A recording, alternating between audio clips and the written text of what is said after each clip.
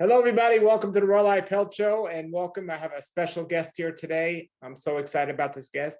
This is Karyn Calabrese. Karyn, say hello to the Raw Life audience. Hi, everybody. Happy to be here. Thank you, Paul.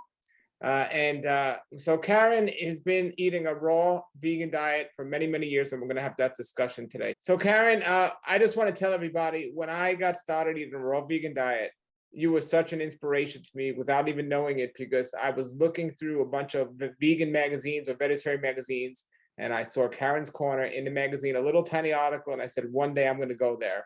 And I ended up going there many, many times since then, and it was an amazing place. But everybody say hello to Karyn. Welcome, Karyn. Buddy, hi. Happy to be here.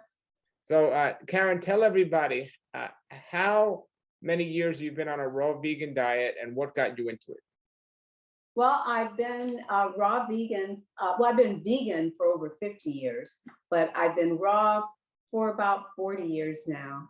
It's been my life, and I started out. I was a carnivore, like most of us started out back then. I don't know if your guests know I'm 75 years old. So back when I started all this, the word vegan, vegetarian, it was like 1% of 1% of 1% of the population had ever even heard of it. So I started out on a typical Black diet, sad diet, you know, my whole family, but I was very sickly.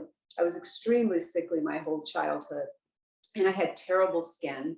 And my mother, God bless her soul, said, you know, I heard something about this carrot juice, Karyn. And she said, try it, because I was constipated too. That's the other big piece here. I was constipated all the time. So I started drinking the carrot juice, and being a slightly obsessive compulsive person, I didn't just drink a glass of carrot juice. I was drinking, it felt like gallons of it. I started going to the bathroom, my skin started clearing up, and things just started to change for me. And the point that I really like to make here is there weren't a lot of books to read about it then. So it wasn't like I was reading about, you know, raw foods and this should happen.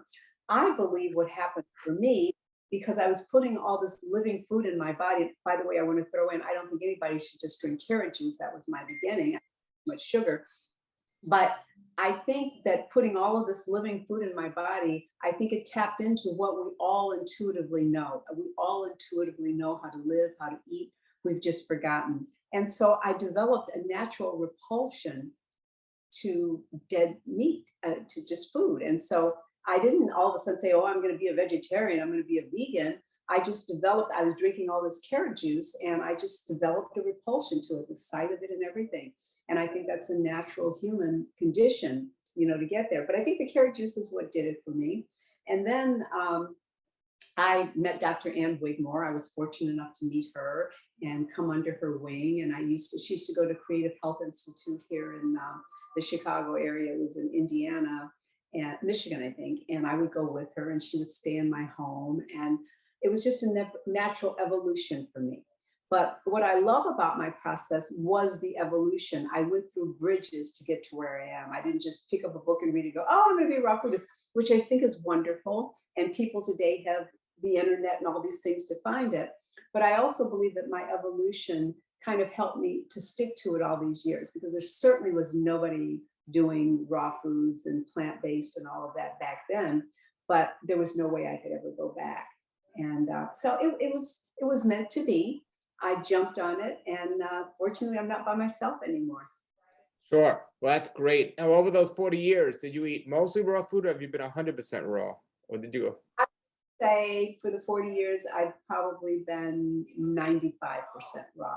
What has happened to me, I've had a lot of challenges over the years, is that's what life does to you.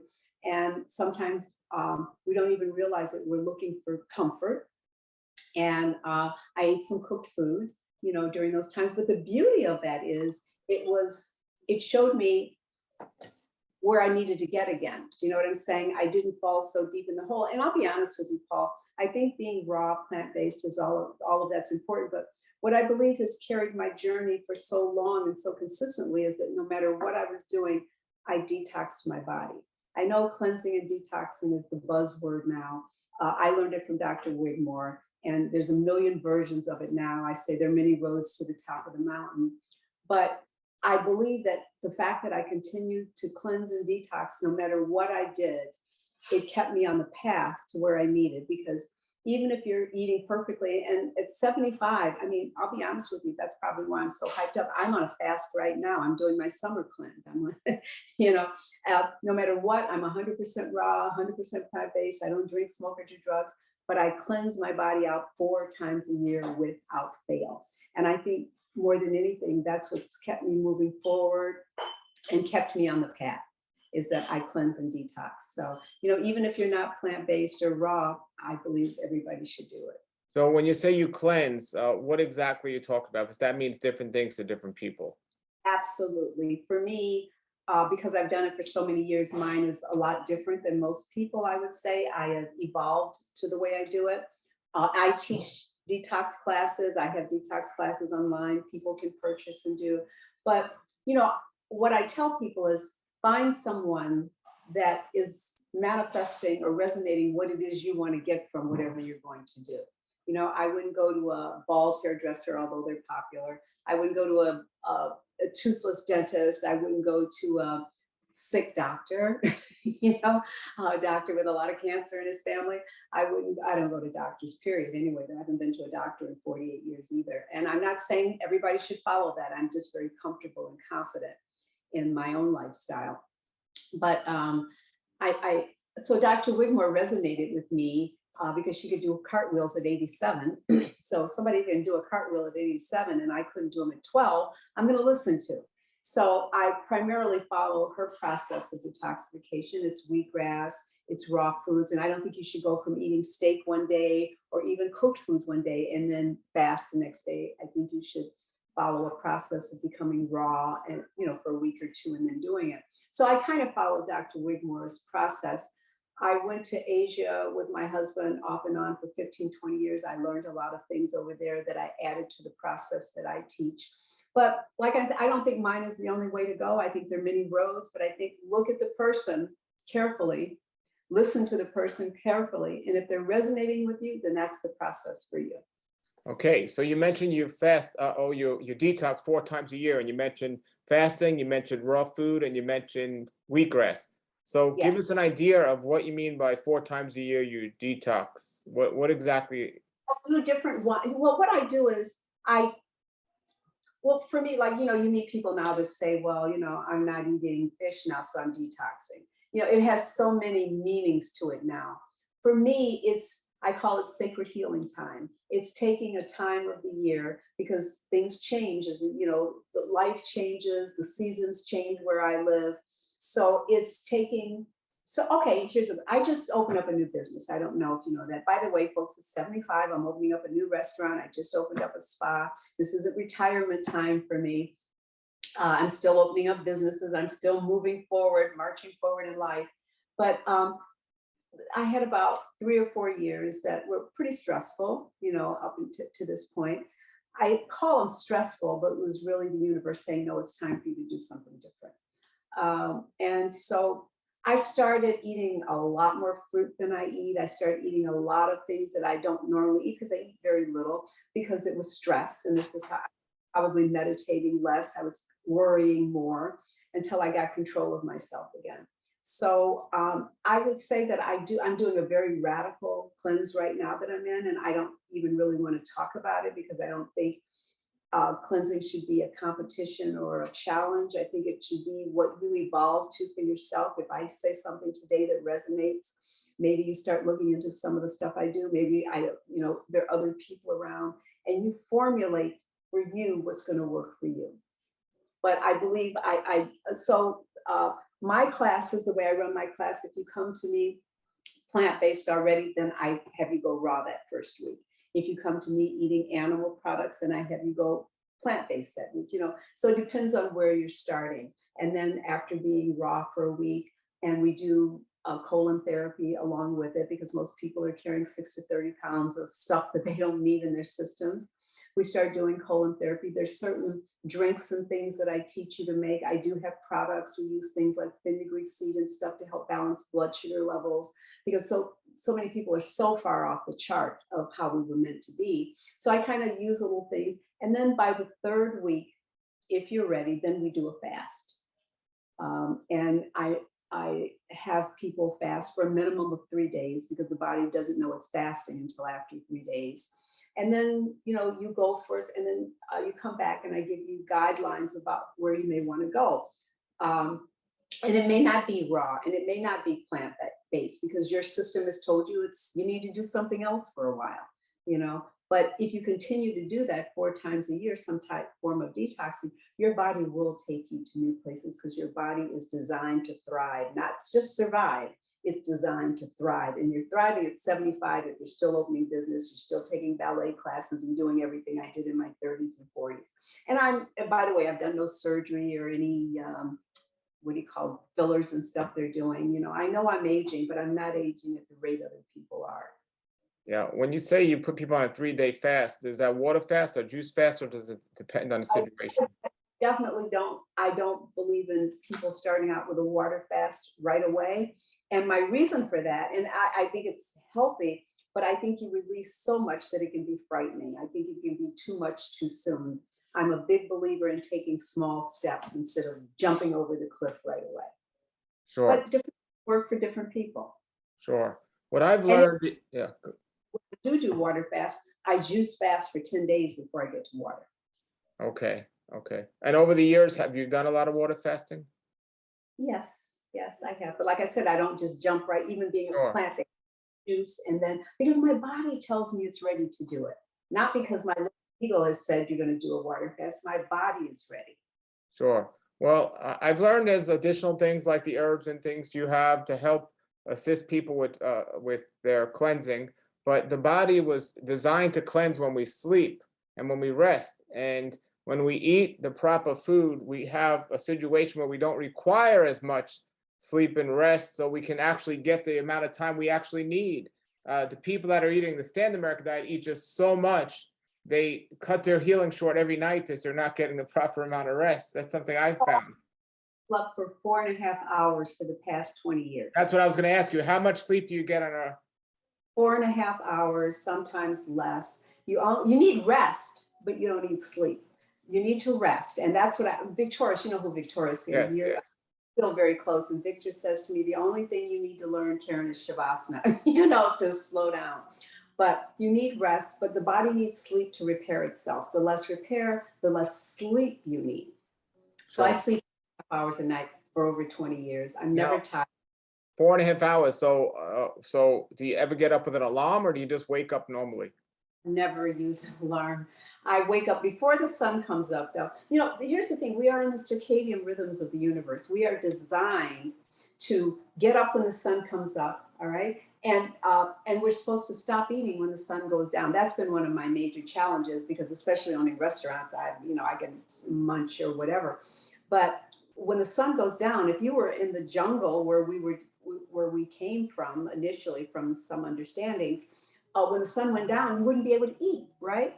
Because you wouldn't know if you were picking up zebra poo or what you were eating. So I think whatever you believe in, God designed us to stop eating when the sun goes down. I know they call it intermittent fasting. They've got all these fancy names for it. But if you stop eating when the sun goes down and then your body to repair itself throughout the night, and then in the morning you break the fast, and you break the fast with not a big breakfast. All I have is water in the morning. I use structured water, and I drink water first thing in the morning. And then when I feel hunger after the water, because the water fills me up, it's the best food on the planet for you. Your body's 70% water, your brain's 70% water, the planet. So all we're supposed to have is water in the morning. And when I feel hungry, then I may have some coconut water, or I may have a juice, or I don't know. I don't really eat a lot, to be honest with you. I eat very little fruit, which is why I think I have so much energy too. I love to make food, so I always have a lot of food around me for other people, but I eat very little. I remind people, look at your fist. Whatever size your fist is, that's the size of your stomach. That's all the food you need. And people feel they need to fill up this whole area 3-4 times a day. You're only supposed to eat when you're hungry, not breakfast, lunch, and dinner. If you're not hungry, you shouldn't eat. And so I only eat when I'm hungry, which is kind of rare too. I don't sleep a lot. I don't eat a lot. And I get more done than most people in their 20s and 30s. So give us an idea. You say you get up before the sun. So what are we talking, like 5 in the morning or something, 6 in the morning? 30 in the morning. I pray and meditate for 2 years. I think 2 hours. I don't go near a phone before 9 o'clock. So I have from 5:30 to 9 o'clock to, now that I live out in the suburbs, it's wonderful. I go lay in my backyard in the grass, almost naked. I just, I get real vitamins. So I do a meditation thing called Agnihotra, and I've done that for years too. It's a fire ceremony. It's one of the oldest known ceremonies in the Vedics. And the belief system is there are mantras that you say, and you do this little fire. It's very short, but they believe that exact moment when the sun hits the horizon, a curtain is opened up between heaven and earth, and all this energy comes through. So I do my Agnihotra, I pray, I talk to God, I listen to God or spirit or universe. I commune, I plan out my day and my thoughts. I do my workout. I have a power plate and I have Archis, and I do yoga. I do Kriya yoga, not American yoga. And I just kind of take that time to sit with myself and listen to myself. That's part of my morning. And fortunately, I have a husband that doesn't get up before 9:30 or 10, so I almost have a whole day to myself. Now, I will add, I make his coffee, I make him matcha tea, I do whatever he needs because he's on his own path and his own life. And we've been together 39 years. So. Wow. So you going to sleep after midnight often? At 12:01, even 2. Okay. I'm writing another book. I've written 2. I'm writing another book. And, I love music. I play the piano. I love to read. I have a library in my home. I spend a lot of time with myself, but I was an only child too. So Sure. I'm very myself. And you said the water that you use is structured water? Yes, I use structured water. Exclusively structured water? Yes. I have a distiller. It goes through the distillery and then I structure it. And it's like food. It's amazing. It fills you up because it's the water kind of, it's got the cycle and sequence that we were intended to have. So, yeah. Sure. You've met many people over the years and you've trained many people over the years and worked with them of how to cleanse and heal from disease and just how to get on a better diet. From your experience, have you seen people stick with it over the years, or people go back and forth too much or just stop doing it after a certain amount of time? All of the above, because everybody's in their own path and their own journey. I have some people that stick with it. I have people that have been doing my detoxes with me, some for over 20 years. They come back a couple of times a year because they need the community doing it together, the camaraderie, or they've totally fallen off. The world, I did something on my Instagram about this, or maybe it'll be coming up soon, but the world, yeah, I did do it. There's a negative gravitational pull to go in the wrong direction in our world. The world isn't set up to be successful as a human. Which is part of the reason I detox, because even though people would say I'm eating perfect food, that organic farm, and I don't only use my stuff from my garden, and I didn't always have a garden, is right next to a pig farm or other farms where the wind is blowing the stuff over. I'm driving behind buses. I'm driving a car. I have to put my own gas in. Now, all of this is toxicity to my body. I'm not living in a jungle, in a rainforest. I'm not living in perfect conditions for a human. It's a hostile world for most of us in the world. So for me, I found to find my balance, it's cleansing and detoxing, and it kind of snaps me right back to a different reality. There's a pull to go in the wrong direction, right? Yes.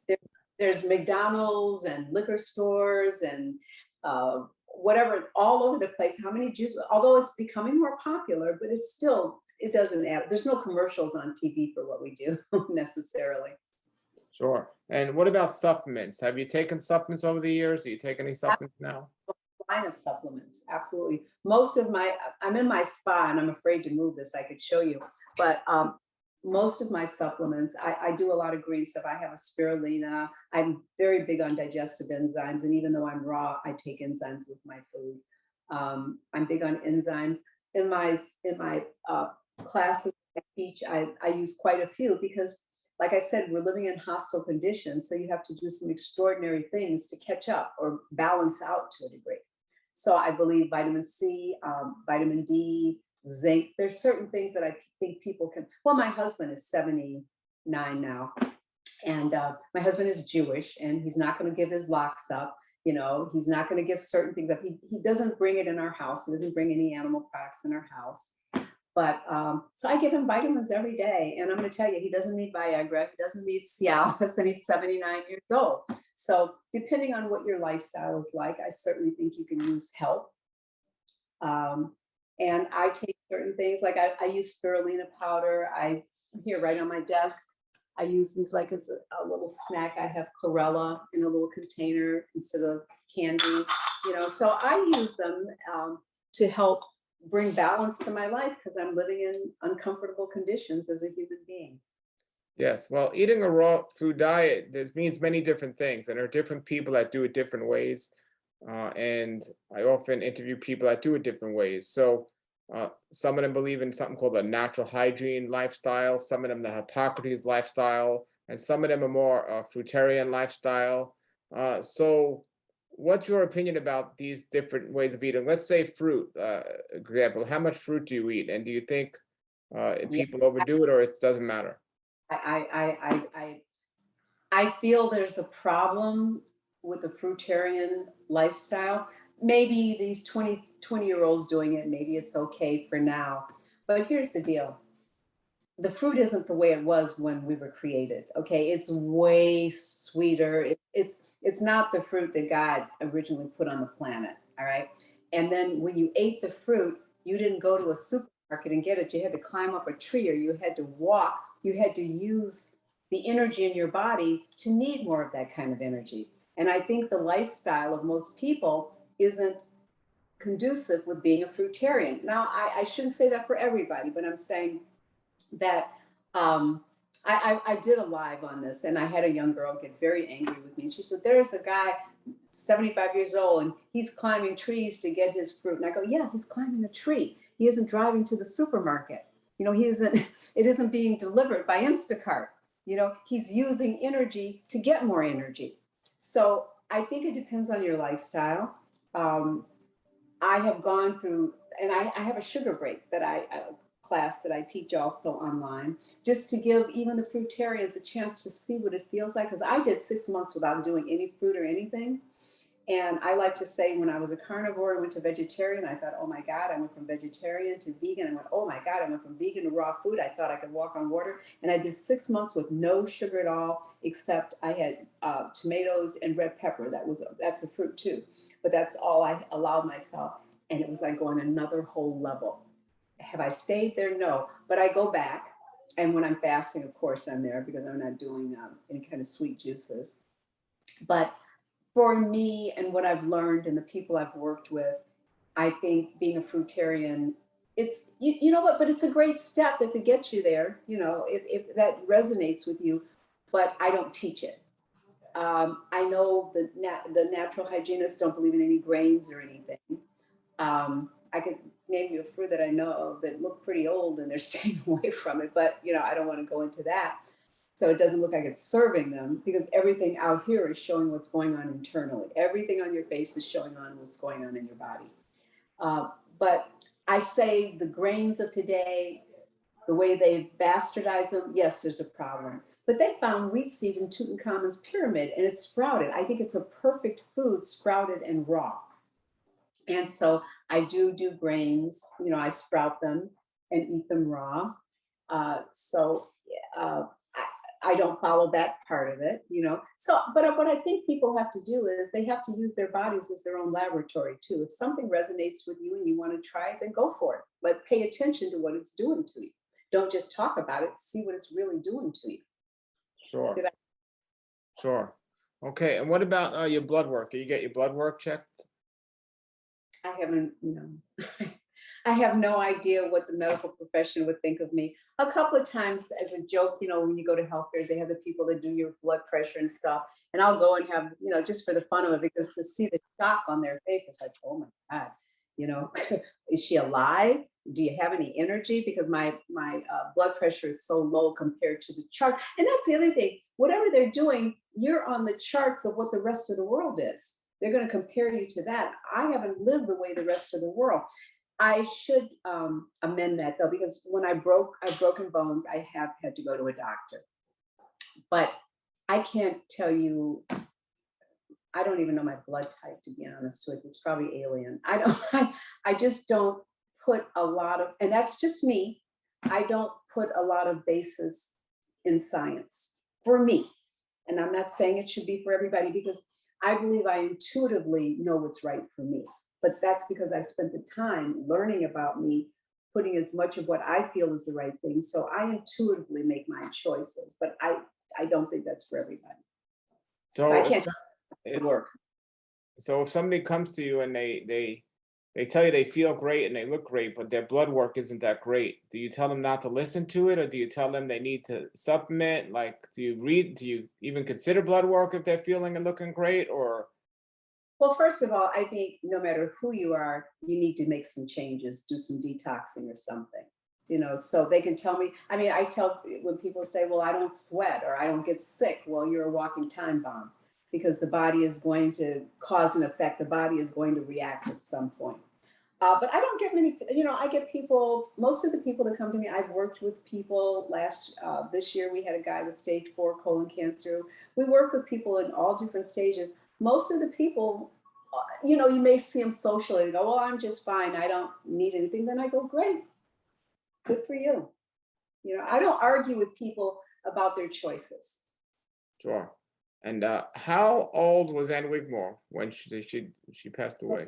Very interesting story, because those of us that knew her are really questioning what happened. She was really getting the word out and talking about things. And she actually died in a fire. She didn't die from illness. They burned her place down with her in it.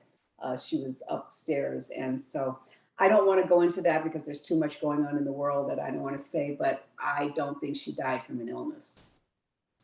Yeah, but how old was she? Oh, how old was she? I think she was about, I don't know for sure. I don't want to say because I don't know for sure. I'm sorry. I don't really know. Okay, so my question is, well, before I ask the question, how old is Victorious? 83. Okay, 83. So my question is, how come, or do you know of, I only know a handful of people that have eaten a raw food diet that have lived a little longer than the average person in this world. How come there aren't any long-term raw foodists out there? Like I said, I know a handful at most, but maybe you know more than me, but even all throughout history, there haven't been many. I don't know about all throughout history, because Dr. Cousins had a thing in his book where there was a tribe in the Greek Isles that all lived to be about 250, and they were all raw. So I don't know about that. I think, like I said, there's a negative gravitational pull in our world now. So maybe people don't stick with it that long. Maybe people didn't come to it. Maybe this young crop of warriors doing it now, maybe they'll live longer. I'm 75. I think I've got a good 30, 40 years ahead of me. Well, I knew William Esser, and William Esser, you're familiar with him, the natural hygienist, Dr. Esser, William Esser. So I met him when he was 93, and he lived to 93. I'm good friends with Dr. Fred Bishey, who's 92 years old, and Norman Walker lived, I believe, into his 90s. Right. Besides those three, I mean, most they were recording it. We didn't have the internet and Google. They were, and maybe like Hilton Hotima. Are you familiar with him? Yes, I mean, yes. Didn't want people to know about what he was doing. He wanted people. So maybe, and I could see myself going there too, because I want less and less of just the negative nonsense out there thrown at you. But I'm talking about now, like, where are the people now that like the old time, long-term people? Like, there's yourself, there's several people that are in their mid 70s, early 80s, but no one even now that's like really, I mean, that's why I said Victorious, okay, he's 83. But like, do you think it's just we're discovering new things? Do you think it's the food is just so denatured these days, or a combination of the pollution, or just so many factors? And I also think that, like what I was saying, is I don't think they necessarily want to broadcast it. They want to be a part of this world that's going out there looking to, Hotima didn't want people coming and bothering him. Maybe that's what happens. Maybe you don't want to be known. Sure. Very good. And so you were saying, besides your meditation in the morning and your yoga, Do you do any strengthening exercises? I own a power plate. I walk, do tons of walking. I have a dog. And up until this injury a couple of years ago, I was taking a professional ballet class with girls 18 and under. And I'm just getting ready to get started again. I'm feeling, I couldn't raise my arm higher than this. Now it's going up. But I will be dancing again. That's my love, is ballet. But I don't do any weight training necessarily. On my power plate, I do. Sure, sure. And now I know you said you moved out of the city into the suburbs, and so I know you have a spa out there, but do you have a restaurant as well? It's opening up right next door next month, and I'm putting a classroom in, and hopefully you'll come out and teach a class or talk to us or something. I'm putting a classroom again. What part of Illinois is it in? I'm in Flossmoor, Illinois. It's a south suburb. It is so incredible out here, Paul. It's people, they look at you, they speak to you. I walk my dog and people wave for morning, bless you, it's like Mayberry, USA. That's what I moved to, Mayberry, USA. My neighbors are farmers. They have a farm someplace else, but they grow stuff, and they put a farm stand out in front of their house. People come by and get tomatoes and stuff. It's the perfect place for this chapter in my life to be out here. So I'm in Flossmoor, Illinois. There's only one plant-based restaurant out here, and so it's needed. And that's why I'm going to start classes and stuff, and start a whole movement out here, hopefully. I don't remember where it was. I just texted someone to find out, but we went a couple of years ago. I was in Chicago, and we went to a raw restaurant, and it was like pretty out there. It was pretty. It wasn't in the city. I knew a lot in the city, but it was out there. Oh, I wonder if it was because she's wonderful. I bet I know which one because I've gone to it. It's called the Vegan Cafe, but it's raw. Is that it? It's in Lockport. I think so. That might have been it. Yeah. Incredible raw food. Yeah. It was. I was like shocked because it was. I know the city has a lot, but it was so far out. And the amazing thing is that Chicago always had a good raw scene, but you were the one that pretty much started it out there in Chicago. Boys, I had the longest standing raw food restaurant in the country, not just Chicago. Okay, we had Aris Lafam had one in New York. There were 4 guys from Morehouse College that opened up one in Atlanta, and then I opened up, and then Giuliano opened up in San Francisco. That was it. So no, we didn't, but we do now. Thank God. We do now. You can get raw, get plant-based anywhere now. Even Target, Walmart have plant-based. So speaking of that, when you eat, like, from your recipe standpoint, I know you make recipes for people, but when you eat personally, do you just keep it very simple, or do you eat recipes sometimes? Very simple. If I'm having guests, I'll make things for my husband. No, I eat very simply. Like I said, I don't eat a lot. This will be it for the night, but I do like delicious food. And I always say, thank God I eat this way because I'd be huge. All the women in my family died overweight and young. I mean, I'm tiny. I'm the same weight I was at 16. But my mother died at 47, overweight. My grandmother died at 50, overweight. And my great-grandmother died at 60, overweight. So I love food. And if I didn't eat this way, I'm sure I would be overweight too. Yes. And like you said, you're 75, your mental, capability is a lot of people eating a standard American diet. They're getting old timers at 75. And here you are just opening a business and just multitasking like you always have and doing it great. I'm loving my life. I'm so grateful every morning that I wake up. And, I did a thing on this on my Instagram because I was speaking to a friend of mine. She's 70 and we were talking. We haven't talked in a while. And she said, so what are you up to? I said, I'm opening up a restaurant. She said, why? And this is because the way I eat is so important. The way I meditate is so important, but staying relevant is so important too. That's so important to me, which is why I'm opening restaurants, why I have a spa, why I'm doing your show. It's staying relevant. Having a reason to be in life is just as important as what you eat and how you work out and everything else. It's staying relevant. And if I can give anybody an advice out there, find a way to follow your passion always. Great. What was the last thing you said? No matter what you're eating, find a way to follow your passion. Yes. It helps. So another common question I ask people is, do you believe 100% raw food diet is for everyone, or you I do? think that's God intended us to eat. We're the only animals on the planet that cook our food. No other animal cooks their food except the animals that we feed, and they get the same diseases. They have the shorter lifespan. Animals in the wild aren't getting diabetes and arthritis and cancer, but our dogs and cats, they get it, and they need vets and they need medication. I believe that it's not a natural human instinct to eat cooked or dead flesh. I think it's what we've been conditioned to. It's that negative gravitational pull to go in the other direction. We all have, I don't care what color, what race, what do you have? We all have a couple kidneys, a liver, a bloodstream. It's all the same. We've just decided to make all these definitions of differences. But yes, I think every human being was intended to eat a raw diet. That's the way God intended us to eat in my world. What about it from an emotional and social standpoint? Do you think it's feasible for everyone, or is? No, no, but I think it's something to work toward, which is why I think I'll speak to my detox is so important, because you get a chance to see what it feels like to live in the light. And you may not stay there, but you know what you're working toward. Sure, sure. And so when it comes to vitamins, do you take vitamin B12?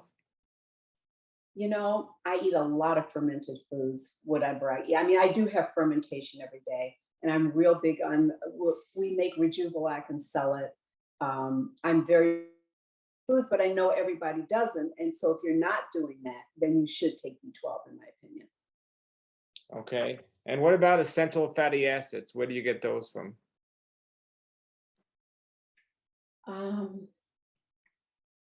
Avocados, I mean, my seeds and nuts. My book is called Soak Your Nuts. I should have a copy. Seeds and nuts, and and I don't look to have protein every day or this every day or that every day, because I don't do the same thing every day. I don't think the same way. I'm not in the same place. So I kind of listen to my body.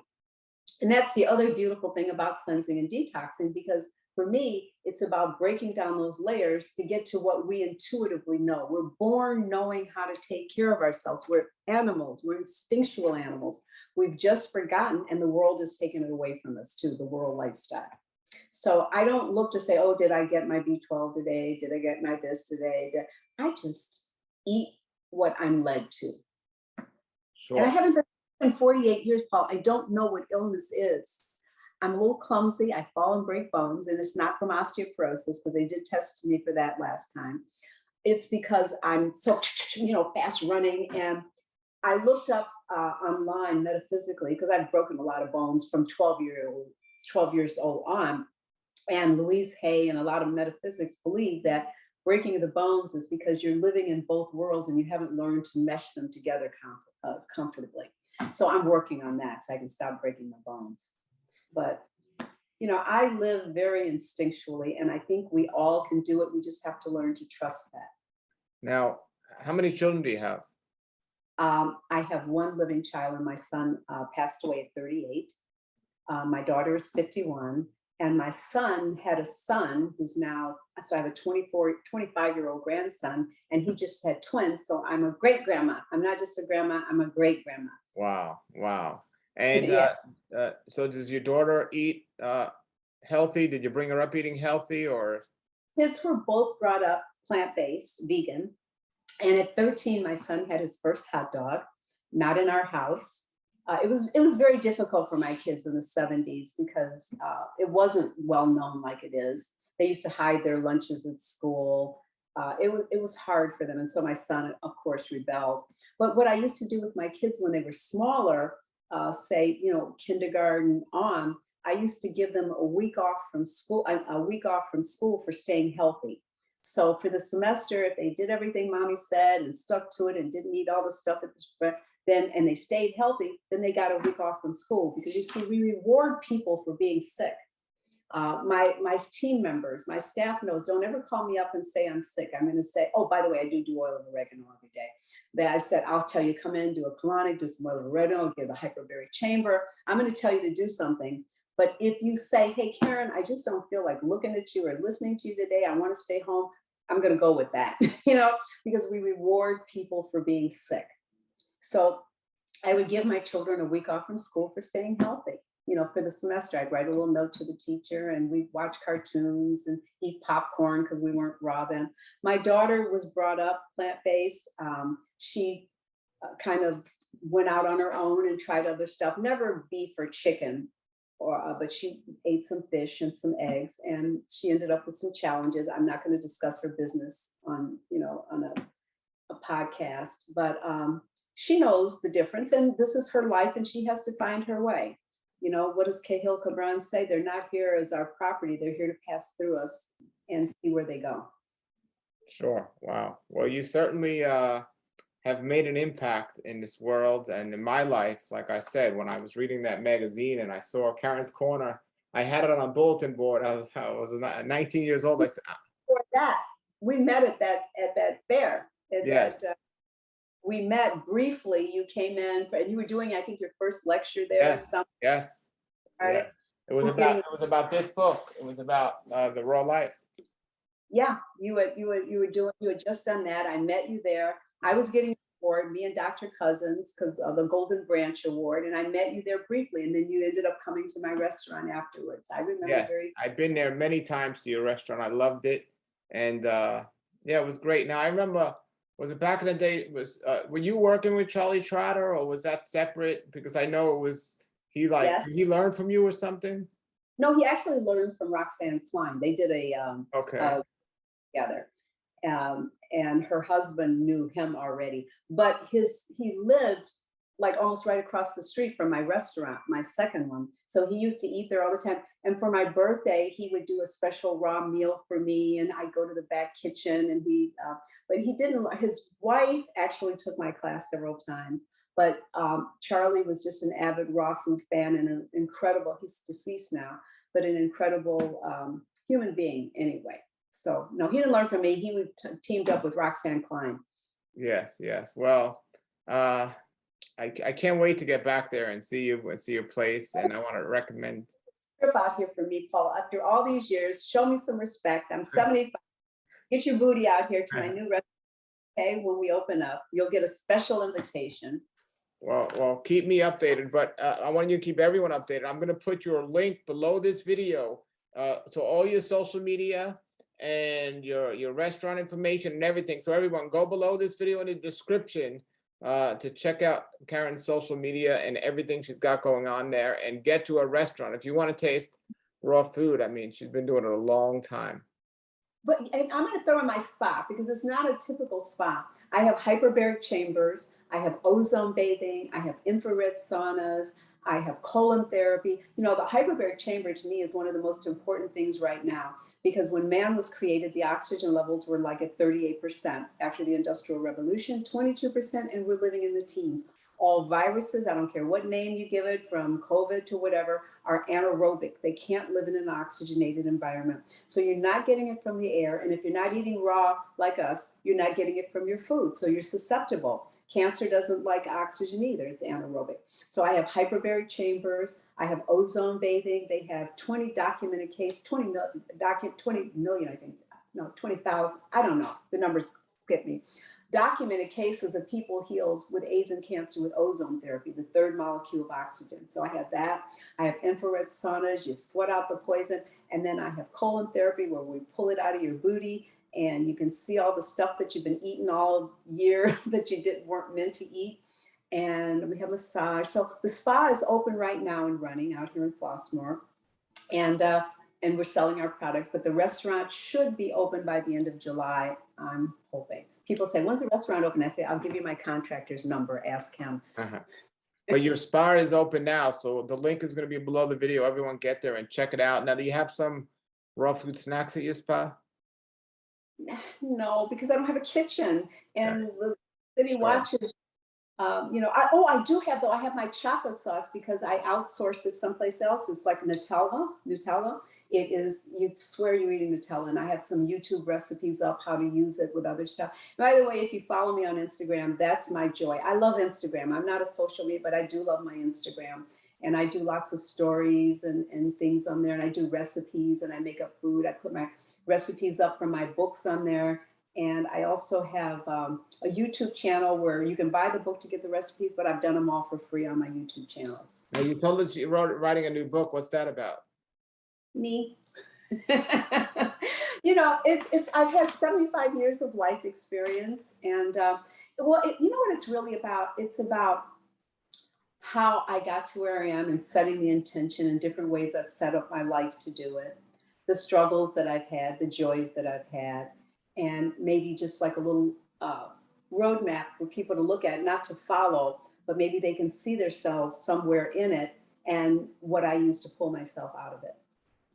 Great, great. So one more question and then I'll have you close with whatever you'd like. But so you got a house now in the suburbs.